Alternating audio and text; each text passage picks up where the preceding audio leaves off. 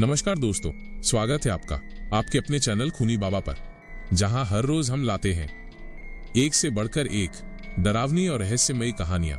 आज की कहानी है रूम नंबर 313। तो संभाल लीजिए अपना दिल, बुझा दीजिए कमरे की बत्तियां और तैयार हो जाइए इस भयावह सफर पर निकलने के लिए। मैं अक्सर सफर करता हूं, कभी दिल्ली, कभी मुंबई, कभी किसी छोटे शहर का होटल। शुरुआत में ये सब नया और दिलचस्प लगता था, पर कुछ समय बाद सब एक जैसा महसूस होने लगा।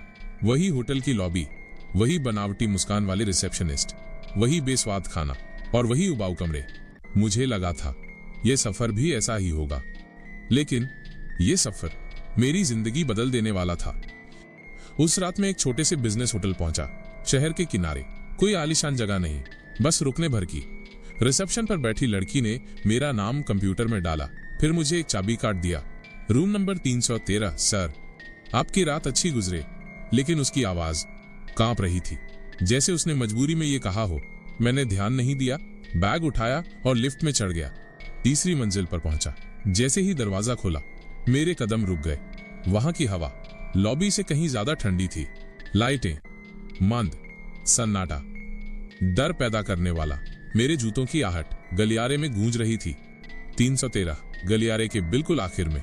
मैंने कार्ड लगाया, दरवाजा क्लिक हुआ, धीरे धीरे खुला। अंदर का कमरा सामान्य लग रहा था। एक बिस्तर, एक डेस्क, एक छोटा टीवी, साइड में बाथरूम। लेकिन हवा भारी थी, जैसे ये कमरा बरसों से बंद पड़ा हो। मैंने खुद को समझाया, बस वहम है। बैग रखा और बिस्तर पर गिर पड़ा। मुझे क्या पता था, वही रात मेरी आखिरी सामान्य रात होगी। रात गहरी हो गई। मैंने टीवी चालू किया। हर चैनल पर बस सफेद शोर, शश, कोई आवाज नहीं। टीवी बंद कर दिया, आंखें बंद की। तभी 3 बार दस्तक हुई, ठीक मेरे दरवाजे पर। घड़ी देखी, रात के 2:57। मेरा गला सूख गया। इतनी रात को कौन? मैं जड़ हो गया। कोई हरकत नहीं की। कुछ सेकंड बाद फिर से दस्तक हुई, 3 बार, इस बार और जोर से। मैं कांपते हुए दरवाजे तक गया, झिरी से झांका। गलियारा पूरी तरह खाली, सन्नाटा, सिर्फ मेरी सांसों की आवाज। मैं पीछे हट गया, दरवाजा अच्छे से बंद किया, बिस्तर पर बैठ गया। लेकिन तभी मेरी नजर टेबल पर पड़ी। वहां एक ट्रे रखी थी, गर्मा गर्म खाना, सूप, ब्रेड, वाइन। लेकिन मैंने कुछ ऑर्डर नहीं किया था। सूप से भाप निकल रही थी, ब्रेड नरम और ताजा, वाइन का गिलास आधा भरा हुआ और उस गिलास पर लाल लिपस्टिक का निशान, बिल्कुल ताजा, जैसे कोई और अभी अभी यहां बैठा हो। टेबल पर रखा खाना। मेरा गला सूख गया। मैं धीरे धीरे ट्रे के पास पहुंचा। सूप अभी भी गर्म था, ब्रेड नरम, वाइन से तेज महक आ रही थी। लेकिन मैंने इसे मंगाया ही नहीं था। गिलास उठाया, उस पर ताजा लाल लिपस्टिक का निशान। मैं बुदबुदाया, ये किसने रखा? तभी लैंप झपका और एक पल के लिए दीवार पर छाया दिखी।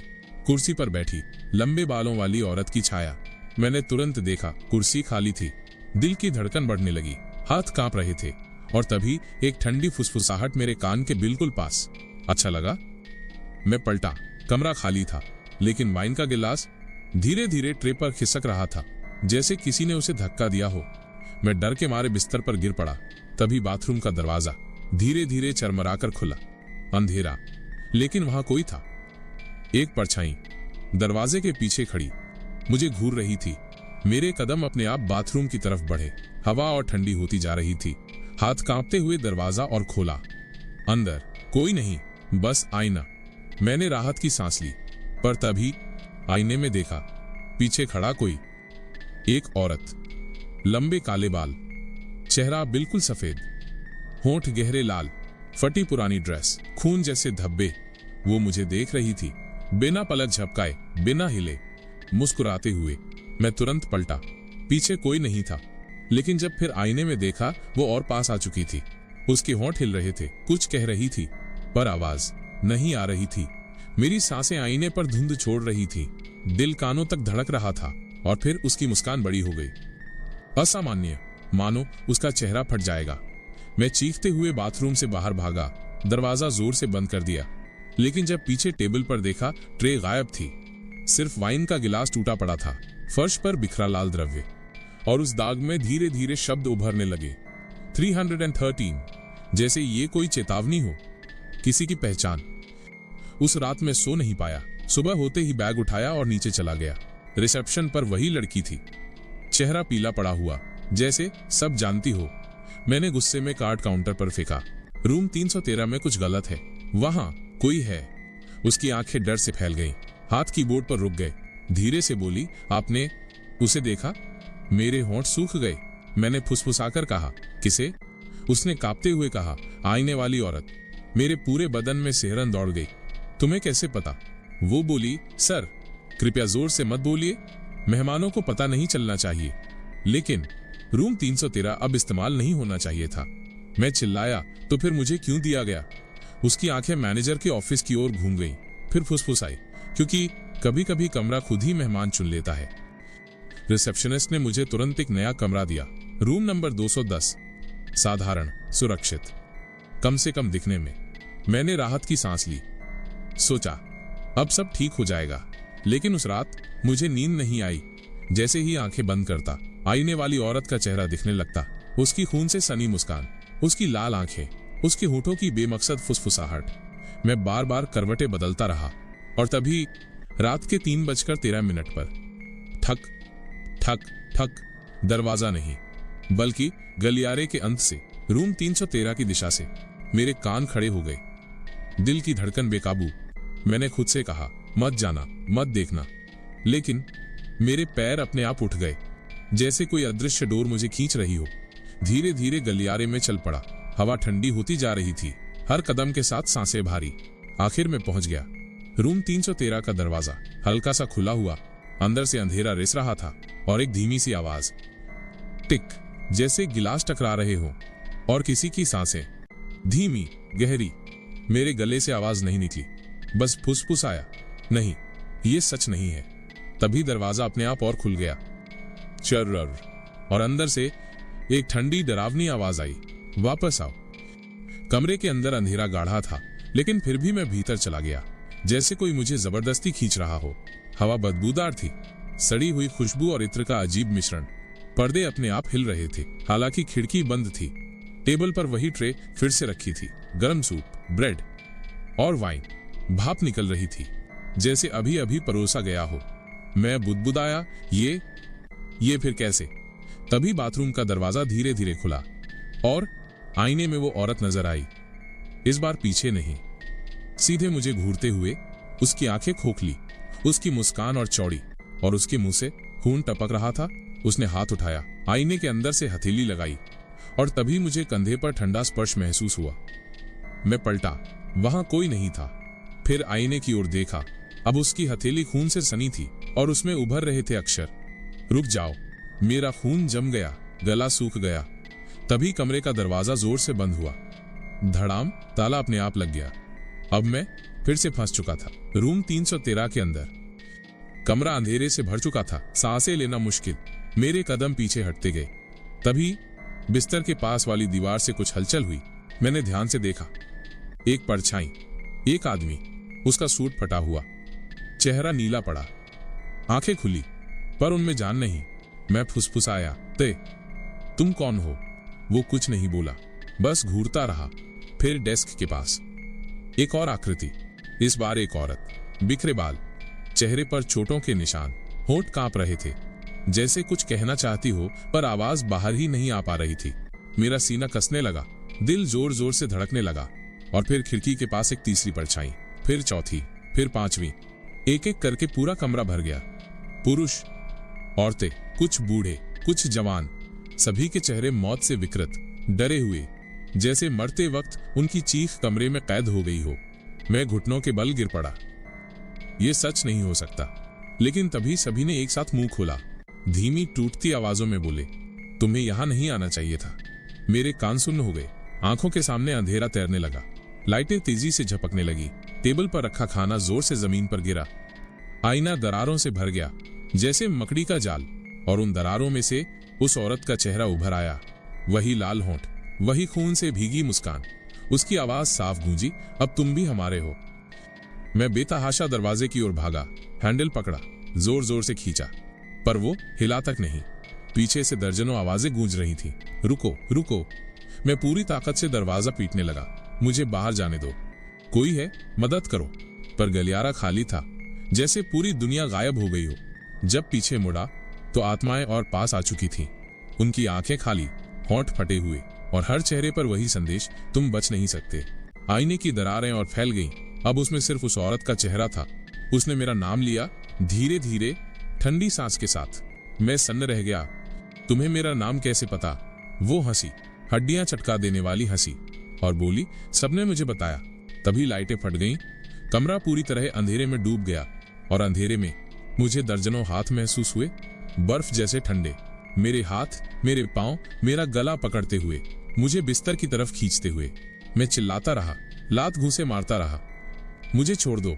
लेकिन जितना मैं छटपटाता, वे उतने मजबूत होते जाते। मैं बिस्तर पर दब गया, आंखें चौड़ी, सांस अटक रही थी, और उन सब आवाजों के बीच उस औरत की साफ फुसफुसाहट, रूम 313 अब तुम्हारा घर है। मैं बिस्तर पर दबा पड़ा था, दर्जनों हाथ मुझे जकड़े हुए, सांस लेना मुश्किल। आंखें फटी की फटी रह गईं जब मैंने देखा, आईने से वो औरत बाहर निकल रही थी। आईने का कांच तरल की तरह पिघल गया और उसका सफेद ठंडा शरीर धीरे धीरे बाहर सरकने लगा। उसके लंबे बाल फर्श तक लटक गए, कपड़े खून से भीगे हुए, चेहरे पर वही मुस्कान जिसे देखकर हड्डियां तक कांप जाएं। वो बिस्तर के पास आकर खड़ी हो गई, उसकी आंखें मेरी आंखों में गड़ी हुई। ठंडी सांस मेरे चेहरे पर टकराई। मैं कांपते हुए बोला, तुम चाहती क्या हो? उसके होंठ हिले, धीमी फुसफुसाहट, तुम्हें यहीं रहना है। मैं चिल्लाया, नहीं, मैं यहां नहीं रहूंगा, मुझे छोड़ दो। वो और पास झुक गई, इतना कि उसका चेहरा मेरे कान से छूने लगा। उसकी सांस बर्फ जैसी थी। फिर उसने कहा, कोई भी 313 से नहीं निकलता। उसकी आंखें गहरी खाइयों जैसी, जिनमें खून की परछाइयां तैर रही थीं। मेरे चारों ओर खड़ी सारी आत्माएं धीरे धीरे सिर हिलाने लगी, मानो उसके शब्दों की पुष्टि कर रही हों। मैं तड़पते हुए चिल्लाया, तुम सबको यहां क्यों रखा है? तुम कौन हो? वो अचानक हंस पड़ी। उसकी हंसी पूरे कमरे में गूंजने लगी। दीवारें कांप उठीं। फिर बोली, हमने नहीं रखा, कमरा ही हमें रखता है। मैं सन्न रह गया। कमरा? वो सिर झुकाकर बोली, हाँ, रूम 313 जिंदा है। ये हमें खाता है, हमें निगल लेता है और फिर अगला मेहमान चुन लेता है।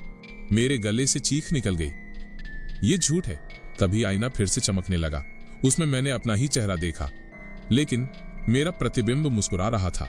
लाल होंठ, काली आंखें, और धीरे धीरे कह रहा था, एक और मेहमान आ चुका है। मैंने पूरी ताकत लगाकर हाथ छुड़ाए, बिस्तर से उठकर दरवाजे की ओर भागा। इस बार दरवाजा खुल गया। मैं चीखते हुए गलियारे में दौड़ा, पीछे मुड़कर भी नहीं देखा। रिसेप्शन पर पहुंचते ही हाफते हुए चिल्लाया, वहां कोई है, रूम 313, वो जिंदा है। रिसेप्शनिस्ट का चेहरा पीला पड़ गया, उसकी आंखें भर आईं। धीरे से बोली, मैंने कहा था ना सर, वो कमरा मेहमान खुद चुनता है। रिसेप्शनिस्ट की बातें सुनकर मेरे पैरों तले जमीन खिसक गई। मैंने गुस्से और डर से कांपते हुए कहा, झूठ, मैं अभी यहां से निकल रहा हूं, कोई मुझे रोक नहीं सकता। मैंने बैग उठाया और होटल से बाहर भागा। रात की ठंडी हवा में सांस ली। सड़क सुनसान थी। टैक्सी पकड़कर सीधे एयरपोर्ट पहुंचा। मैंने खुद से कहा, बस अब सब खत्म हो गया, कभी वापस नहीं आऊंगा। फ्लाइट में बैठा, सीट पर सिर टिकाया, आंखें बंद की, लेकिन तभी सीट के सामने वाली स्क्रीन झपकी। सफेद शोर, स्टैटिक, ठीक वैसा ही जैसा 313 के टीवी पर था। मेरे हाथ कांपने लगे। मैंने स्क्रीन पे हाथ मारा, लेकिन अचानक स्क्रीन पर वही औरत दिखी, उसकी लाल मुस्कान, उसकी काली आंखें, और उसने धीरे से कहा, तुम पहले ही लौट चुके हो। मैं चीखते हुए खड़ा हो गया, लेकिन तभी फ्लाइट का शोर गायब हो गया। मैंने चारों ओर देखा, सभी यात्री गायब, केबिन खाली, और जब खिड़की से बाहर झांका, वहां बादल नहीं थे, बल्कि वही होटल और वही गलियारा। मैं फिर से तीसरी मंजिल पर था, रूम नंबर 313 के सामने। मेरे पैरों में जान नहीं रही, गला सूख गया। दरवाजा अपने आप खुला, अंदर से वही ठंडी हवा और उसी के साथ दर्जनों आवाजें। Welcome back. मैं हिचकते हुए पीछे हटना चाहता था, लेकिन दरवाजा तेजी से बंद हो गया। कमरा अंधेरे में डूब गया। टेबल पर वही ट्रे रखी थी, गर्म सूप, ब्रेड, वाइन का गिलास, और इस बार गिलास पर लिपस्टिक का निशान नहीं था, बल्कि खून से मेरा नाम लिखा था। मैं बेतहाशा चिल्लाया, नहीं, मैं यहां नहीं रहूंगा। आईने में देखा, इस बार मेरा अपना चेहरा था, लेकिन वो मेरी तरह हरकत नहीं कर रहा था।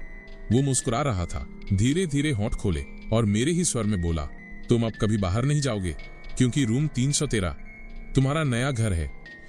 उस दिन के बाद किसी ने मुझे फिर नहीं देखा, लेकिन कहते हैं होटल के स्टाफ रोज सुबह रूम 313 के बाहर एक ट्रे पाते हैं, गरम खाना, वाइन का गिलास, और कभी कभी उस गिलास पर लिपस्टिक नहीं बल्कि एक आदमी का नाम लिखा होता है। तो दोस्तों, ये थी डरावनी दास्तान रूम नंबर 313 की। एक ऐसा कमरा जहां मेहमान आते तो हैं लेकिन कभी जाते नहीं। सोचिए, अगर अगली बार आपको किसी होटल में 313 दिया जाए, क्या आप वहां ठहरेंगे या दरवाजा खुलते ही आपको लगेगा कि कोई आईने से आपको ही घूर रहा है? तो दोस्तों, ये थी कहानी रूम 313 की। एक ऐसा कमरा जहां मेहमान आते हैं पर कभी जाते नहीं, जहां हर सुबह कमरे के बाहर रखा ट्रे बस एक और गायब आत्मा का सबूत बन जाती है।